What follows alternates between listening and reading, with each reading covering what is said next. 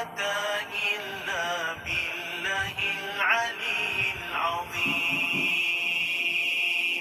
Al-Baqiyatus Salihat secara umumnya adalah semua amal soleh. Tapi kalau secara umumnya Allah sebut semua amal soleh, tidak ada satu keistimewaan ayat ini yang mana Allah sebut dengan sifat yang sama dalam dua ayat yang berbeza. Pandangan yang kedua adalah amalan-amalan yang khusus. Amalan yang khusus ni daripada tafsiran Al-Baqiyatus Salihat terbahagi menjadi tiga. Yang pertama, diriwayatkan daripada Ibnu Abbas mengatakan Al-Baqiyatus Salihat adalah salat. Jadi mana-mana solat selain daripada solat wajib, maka solat tersebut adalah pahala yang begitu agung di sisi Allah dan pengakhiran yang begitu besar di sisi Allah. Itu pandangan yang pertama. Pandangan yang kedua, Al-Baqiyatus Salihat adalah Al-Kalam At-Tayyib.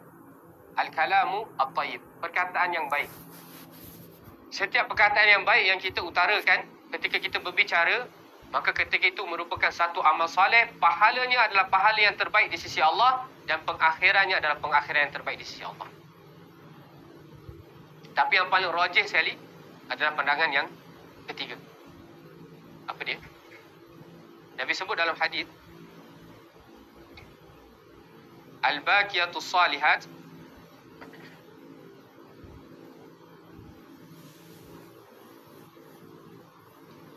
adalah perkataan Subhanallah walhamdulillah wala ilaha illallah Allahu Akbar.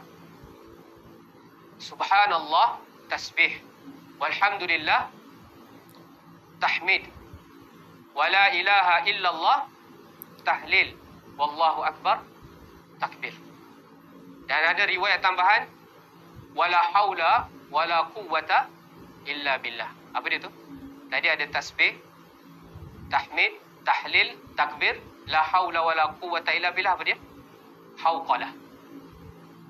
Hauqalah. Hauqalah adalah la haula wala quwwata illa billah.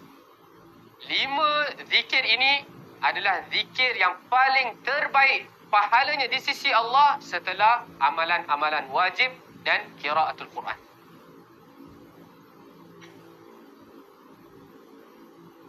Dan barang siapa yang disibukkan dengan berzikir dengan 5 zikir ini, maka Allah siapkan baginya penghujung yang terbaik. Khairun amalah, khairun maraddah. Pengharapan, pengakhiran yang terbaik di sisi Allah jikalau kita mengamalkan 5 zikir ini. Kita sampai pukul apa? Sampai pukul 7 Ha? 7 subuh. 7 subuh. Baik, lepasnya Amsyar nak sebut. Jangan syok sangat Ada Amsyar nak beritahu sekarang.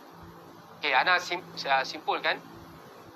Jadi sebenarnya Allah sebut dalam ayat ini, kalau kita nak hilangkan penyakit cinta dunia, kita perhatikan Al-Baqiyatus Salihat. Dan Al-Baqiyatus Salihat adalah perkara yang simple sahaja yang kita boleh sebut di hujung lidah kita setiap hari, di mana-mana pun tempat, melainkan dalam tandas lah. Apa dia? Subhanallah walhamdulillah wala ilaha illallah Allahu Akbar wala haula wala quwwata illa billah. Jadi amalkan zikir ini.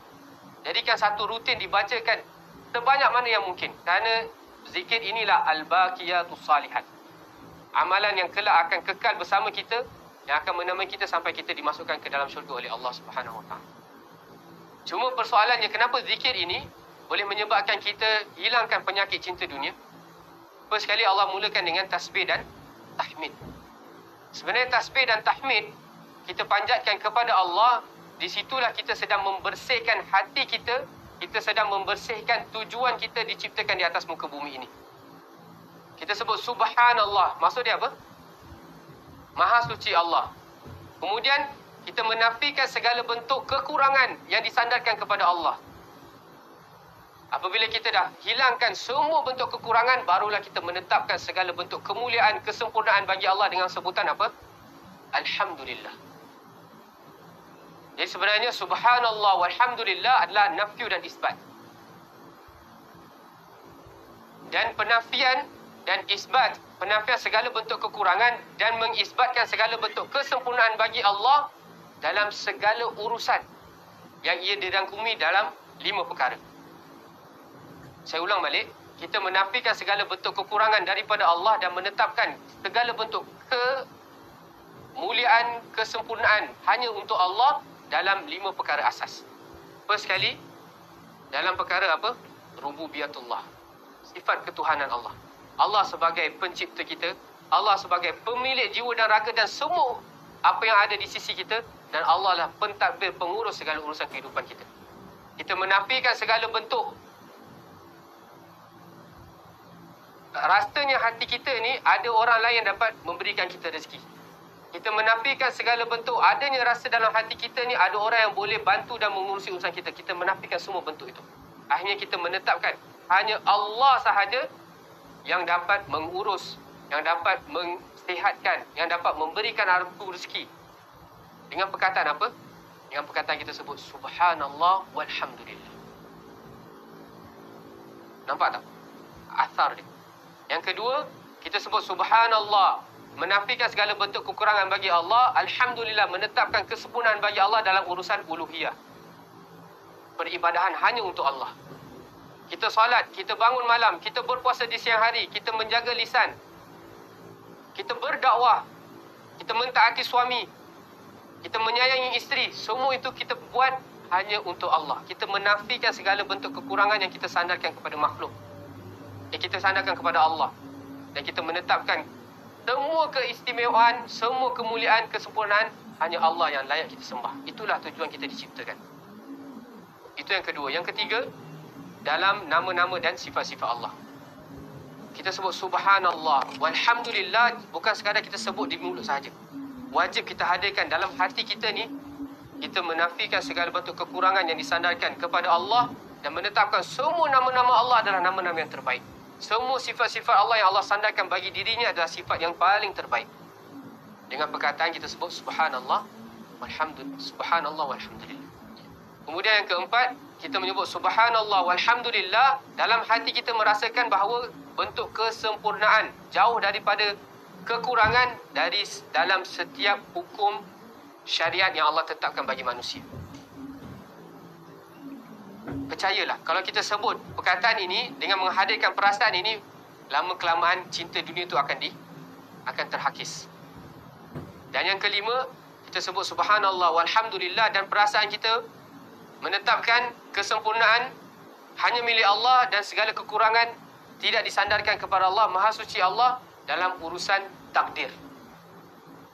Semua takdir yang kita hadapi pada hari kita, kita sebut subhanallah walhamdulillah. Inilah takdir yang paling sempurna, paling terbaik daripada Allah Al-Alimul Hakim. Kemudian perkataan tersebut, perkataan seterusnya al-baqiyatus salihat adalah perkataan la ilaha illallah. Kalimatut tauhid.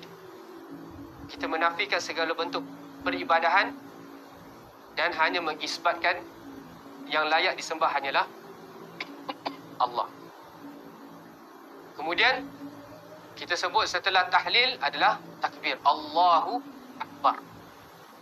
Allah lah yang paling besar urusannya dalam hati kita berbanding semua urusan. Kalau itulah perasaan yang kita hadirkan dalam hati kita dan kita sebut setiap hari, kita jadikan satu rutinitas, kita tertipu lagi tak dengan urusan dunia? Tertipu lagi tak dengan al-mal wal banun? Azan berkumandang, anak ajak main. Azan berkumandang, isteri ajak berbual lah contoh. Bang, berbual sekejap. Allahu Akbar, Allah. Tapi kalau sebelum kita masuk rumah, jumpa isteri kita dah subhanallah, walhamdulillah, wala ilaha illallah, Allahu Akbar.